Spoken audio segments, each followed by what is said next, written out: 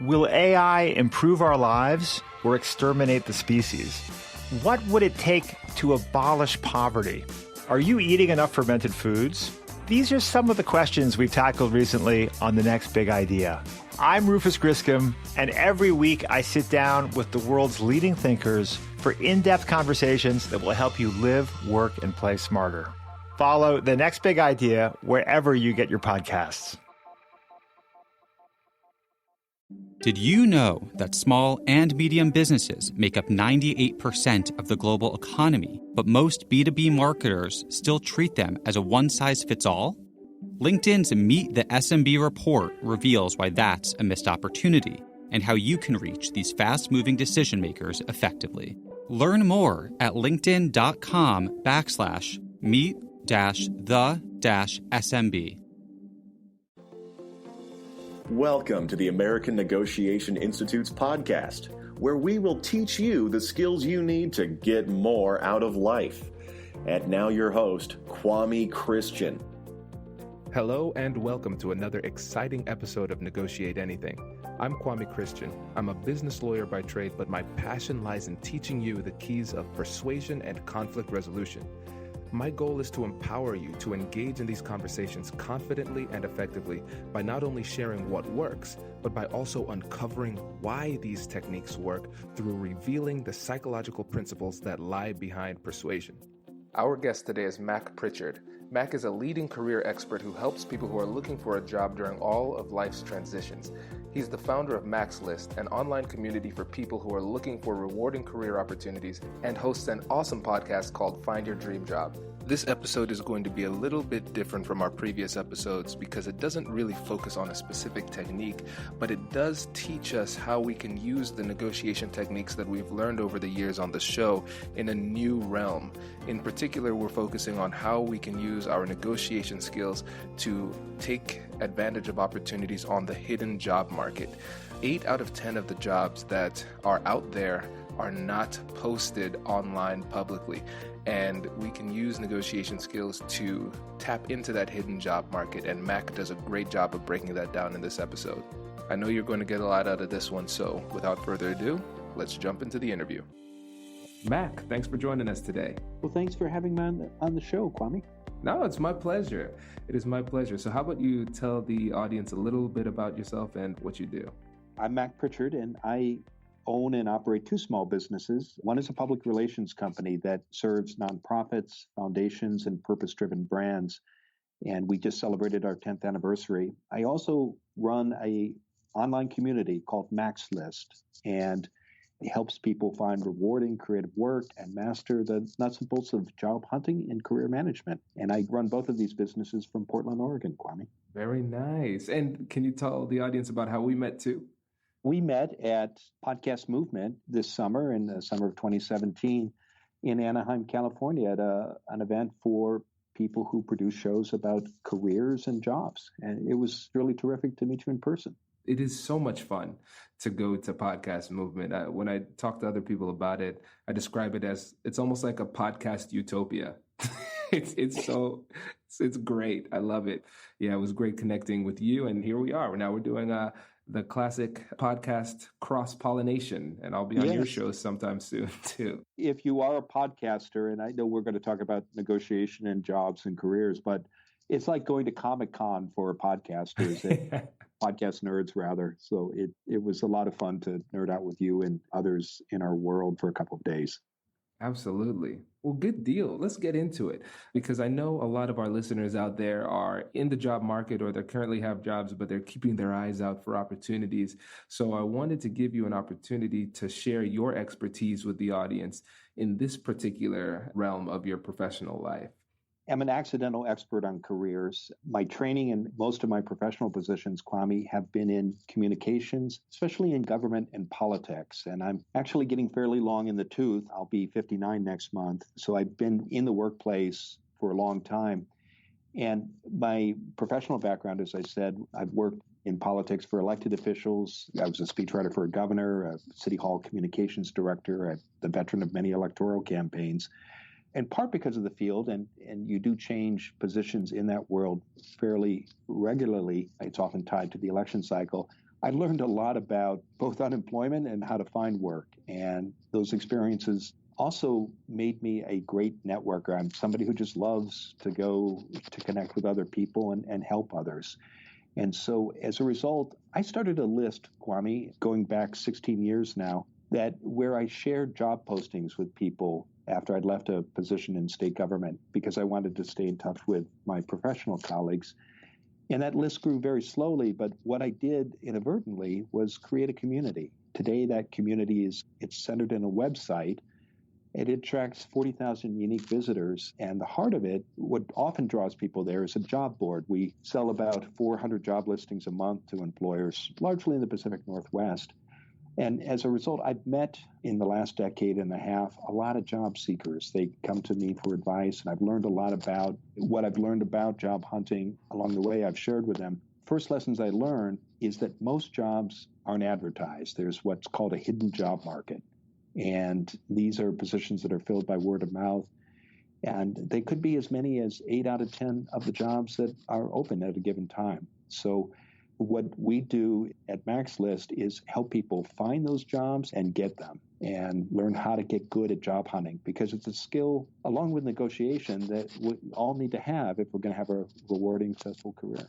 This is really fascinating because I've never heard anybody give a precise number to it or an approximation of how many of the jobs are really on the hidden market. And that's almost terrifying for people who are just applying in the traditional way. It is a sobering statistic. And I have to give a caveat here. There's no formal survey I can point you to. It's an estimate that people in the human resources world cite. So it could be perhaps 5 out of 10 of the jobs out there aren't posted, or maybe it's 6 out of 10. But whatever the exact proportion, it's significant. And so once you understand that, your next step has to be to learn how that system works so you can make that system work for you. And it is something you can master. We can talk more about practical techniques people can use to do that. Absolutely. And what's really fascinating, of course, to me, is the fact that we can use some of the negotiation and persuasion techniques that we've learned over the years on this podcast to position yourself really well on the hidden job market. And I know that one of the most important parts of being able to take advantage of the opportunities on the hidden job market lie in the informational interview. And I'd like to get into how we can use some persuasion techniques to maximize those opportunities. But before we get into that part, can you tell us a little bit more about what an informational interview is? An informational interview is a business meeting, Kwame, and typically it runs 20 to 30 minutes. It's not about picking somebody's brain. It's not about having coffee. It's about walking into a room with an agenda and an understanding of what you want to get from that conversation. But it's not only about you, it's about what you have to offer. I say all this because I think many people don't understand how informational interviews work, and so they struggle. And I think we've all gotten those requests. Could we get together for coffee? I'm looking for work. And often those meetings are unproductive because they aren't planned ahead, and the person who is asked for the meeting, who's in charge, isn't clear about what they want to get from it. Okay, so this is a different take on it than I've heard, because usually when people, and this is good, because basically what I've heard in the past is like, hey, get coffee, and then that's it. So it's fascinating to me to see the strategy of it. And like any good negotiation, you go in with an agenda and with a clearly stated goal.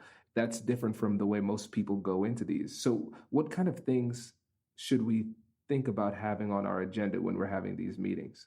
Well, you should be clear about what you want to get, what you want to accomplish from a meeting. I think sometimes people who ask others for time to talk about a job search get frustrated because they don't know exactly what they want. And they say to themselves after they leave the room, that wasn't a good meeting. I didn't get a job offer. This person didn't tell me about opportunities at this company or nonprofit. A good informational interview has a structure, and you can break it into 3 parts, Kwame. The first part is it's an opportunity to tell the person you're meeting with who you are, what your goals are, and share your story. And you can do that typically in about 5 minutes. The second part is you want to walk into the room with some specific strategic questions. Again, it's not about, don't ask anything that you might learn about on the web. So you don't want to ask basic questions about a company or the person's job. Instead, there's a reason you've asked for this appointment. Perhaps somebody is working at a company where you'd like to find out more about upcoming opportunities. Maybe they've transitioned from the nonprofit to the corporate world, and you want to do the same. And you want to learn what challenges they faced in doing that and how they overcame those challenges. You're looking for insights, you're looking for information, but you've thought ahead. So that's the second part. The third part of the conversation is asking for recommendations about other people you might connect with. And again, think about this ahead of time. If your dream is, I happen to be in Oregon, maybe you want to work at Nike. It's a great employer. It's tough to get into. It's very, very competitive. But you get an appointment with somebody who knows a department head at Nike that you want to meet. It's very appropriate to say to that person, I see you know Mary Smith at Nike. Could you make an introduction, or could I use your name when I reach out to her? So those are the three parts of an informational interview. Share your story and your goals, ask specific strategic questions, and ask for introductions to others. Here's a bonus round. I think you should also say at the end of that meeting, what can I do to help you? Because ultimately, it's not just when you're doing this kind of networking, it's not about taking, it's also about giving. Hey you, I'm Andrew Seaman. Do you want a new job? Or do you want to move forward in your career? Well, you should listen to my weekly show called Get Hired with Andrew Seaman. We talk about it all, and it's waiting for you, yes you, wherever you get your podcasts. Small and medium businesses don't have time to waste, and neither do marketers trying to reach them. On LinkedIn, more SMB decision makers are actively looking for new solutions to help them grow, whether it's software or financial services. Our Meet the SMB report breaks down how these businesses buy and what really influences their choices. Learn more at linkedin.com/meet-the-SMB. That's linkedin.com/meet-the-SMB. Love this, Mac. This is so cool. And I think one of the things that people miss when it comes to informational interviews here is the obvious, and it's right in the name. The thing that we want here is information. Like, that's objective number one, and then followed closely by recommendations. Am I reading that right? Correct. You want to, again, share your goals and get information and get those introductions or connections to other people who can help you in a strategic way. It's not about collecting names and business cards. It's about getting the information that will help you accomplish a career goal.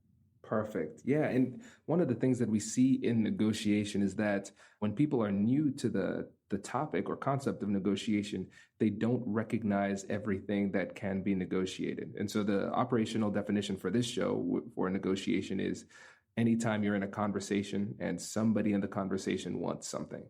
The goal is, through that definition, to increase our negotiation recognition so you would know when to utilize these skills. And so now we can see clearly with the informational interview, we can use these persuasive tactics to get what we want, which is the information. And we do it through the use of thoughtful questions that you've thought about beforehand, because it's hard to come up with really great questions on the fly.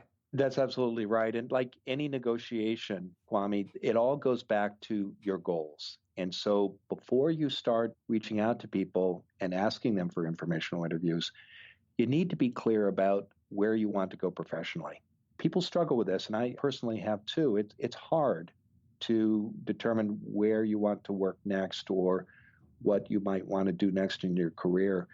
Informational interviews can help you figure that out, but you've got to do it in a thoughtful way. So if you're uncertain about where you want to go next, but there are three kinds of jobs that interest you, start setting up appointments with people to talk about who have those jobs or have insights into people who get hired for those positions, and talk to them about your interests and goals and your concerns, again, in a thoughtful, strategic way. And you'll figure out pretty quickly which goal excites you the most. But as with a negotiation, when you walk into an informational interview, there's a purpose for that meeting.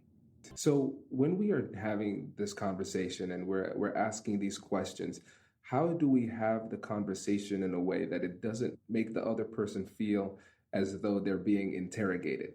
I think the key is to know what you want and also know what you have to offer. So be clear about the purpose of the meeting, and that starts with the email that you send someone and the request. Again, sometimes people say to me, gosh, I've tried informational interviews. People won't see me, or I haven't got a good response. And I say this with kindness, Kwame, but part of the problem often is the way they make the request. I think we've all gotten these emails. And full disclosure, I sent them myself earlier in my career until I learned better. And it's an email that sounds like, so-and-so suggested I call you.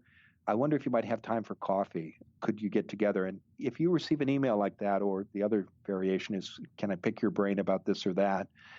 It's unclear what the purpose of the conversation is, how long it will last. If it's a coffee meeting, gosh, does that mean you're going to come to my office, or do I have to go down to this Starbucks across town? And it can sound like a lot of effort with no clear outcome. So instead, a good request can look something like this. It's an email. Subject line might say, Kwame Christian suggested I contact you. It might say, Dear Mary, I'm writing at the suggestion of Kwame Christian. I'm currently exploring opportunities in public affairs in the healthcare world. As you can see from the attached resume, I have considerable experience in this area. I wonder if you might have 20 to 30 minutes to talk about this field, and I'm available on these dates at this time. Let me know what might work for you. You're being clear about what you want, who sent you, and how much time and effort is involved. You're also beginning to share your story by attaching your resume. When I see people send out messages like that, Kwame, their response rates are very, very positive. They get those meetings. I think the key here is talking about informational interviews. Just be clear when you leave that room what it is you want to accomplish. And it usually involves some homework, some follow-up.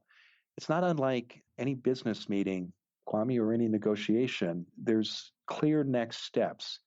I've done a lot of work, again, in politics and legislative relations. I remember an old lobbyist I worked with who said about a meeting between community leaders and, say, a member of Congress or the member staff, if when both parties get up, there isn't a clear to-do list about what needs to happen next, that's a failed meeting. A successful meeting is one when you're job hunting where if you have an informational interview, it's clear what you're going to do next, who you're going to reach out to, and if there's something you've asked of the person who contacted, it's clear what they're going to do as well. Brilliant. Yeah. And now I'm sure there are a lot of people having this same revelation where they say to themselves, this is brilliant. My meetings will never be the same. And then all of a sudden there's a wave of sadness that says, I've had a lot of failed meetings in my life, but this is great. And also I wanted to say something about the introductory email that you suggested. One of I'll say this, the single biggest cause of issues between people in a relationship, whether it's an informal business relationship or a marriage, is the violation of expectations. And if you bring somebody to this meeting and you in your mind have it as an informational interview and you don't frame it that way in the email, they might just think you're coming to get to know each other. And then you start asking them questions in this way and asking for recommendations, and they'll almost be taken aback because it feels one-sided to them. Whereas if they use your approach and they effectively and clearly set expectations up front through the email, you can still have a very productive informational interview without that risk of violating their expectations. Exactly, Kwame. And the other thing that will happen is when you're clear about what you want, people are more likely to say yes to the appointment. And people take these meetings expecting you to make those requests. So don't be shy about asking for help. And again, at the end of the meeting, recognize too that even though you've requested an informational interview, you're an accomplished professional and you've got a lot to offer. You've got your own network. Ideally, you will have perhaps identified some common interests with the person you're meeting with. It could be personal hobbies. It could be perhaps you're involved in the same professional associations. But don't be shy about offering to help them. And when you ask that question at the end, say, well, hey, thanks so much. What can I do for you? Something magical happens. It reminds the listener that you've got a lot to offer too, and it also makes you feel good about yourself. Right. Oh, I like that. I like that a lot. And let's play devil's advocate here. Hypothetically, if the other person is reluctant to share information, what type of persuasive techniques would you suggest using to get them to feel more comfortable sharing the information you want with you? Usually people are reluctant to share insights or contacts because they don't have confidence in the person they're meeting with. And that lack of confidence is usually the result of someone who is unclear about what they want and doesn't know what their goals are. And so the best way to overcome that objection, Kwame, is both in your initial communication and in your in-person meeting itself. Share your goals, make specific asks, and behave as what it is. It's a business meeting. And when you do that, you make it easy for people to say yes. And you also inspire confidence because people will look at you and say, okay, she knows what she wants. She's not asking me for general advice or large open-ended questions. She wants an introduction to this person, or she's asking me questions that are related to my experience that I can answer. This person obviously knows how to do this, and I will feel confident recommending her to other people and making introductions. That makes sense. Yeah, and it goes back to, like you said, with clarity. And one of the persuasive tools that you're using there subtly is the norm of reciprocity. And with the norm of reciprocity, what that holds is that if you give something to somebody, they're more likely to reciprocate and give you something of what you want. And a lot of times we kind of play this whole cloak and dagger game where we don't want to share information. But especially in situations like this, if you've been unemployed for a while and you're looking for a job, sharing your motives might make you feel a little bit vulnerable. But a lot of times when it comes to persuading effectively, we need to lean into that vulnerability and share that information. And once people have a clearer understanding of what your motivation is, they're going to be more likely to reciprocate with information of their own. I'm glad you brought up the vulnerability because if you've been out of work for some time, particularly months, and again, I've been there myself twice, it's hard sometimes to get out there and knock on doors and make requests and ask people for help. But recognize that you've had success up till now, and it's a temporary setback, but you're going to continue to have success. In my own personal career, in my early 30s, I'd had some great jobs in my 20s. I'd gone to graduate school at Harvard. I had this fancy degree, and I was out of work. And I remember meeting a public affairs manager for Intel in the Pacific Northwest and in an informational interview. And he looked at me and he said, it took about 15 or 20 minutes for the real Mac to come out because it's clear you've had some tough times. But he also gave me this advice, which has stuck with me. He said, careers we think are going to be like 45-degree angles. And we're just going to go up, up, and up. And actually, there are peaks and valleys. And so the lines are going to go up and they're going to go down sometimes. You need to navigate those valleys and recognize they will happen. But also recognize that over the long term, over the course of decades, you're going to have success. So just keep that in mind as you move forward. Oh, that's brilliant. And what's really interesting about it, on top of the fact that it's fantastic advice, profound advice really, is the fact that he wasn't able to empathize with you until you opened up and showed the real you. We all have to be authentic, and that doesn't mean that you have to share intimate details, but be yourself, and you'll get so much farther along in the professional world when you do that. Absolutely. Well, hey, we are coming up on time. I could talk to you about this forever. This has been a lot of fun. But let's bring this to a close with the final questions of the show. The first one is about mindset.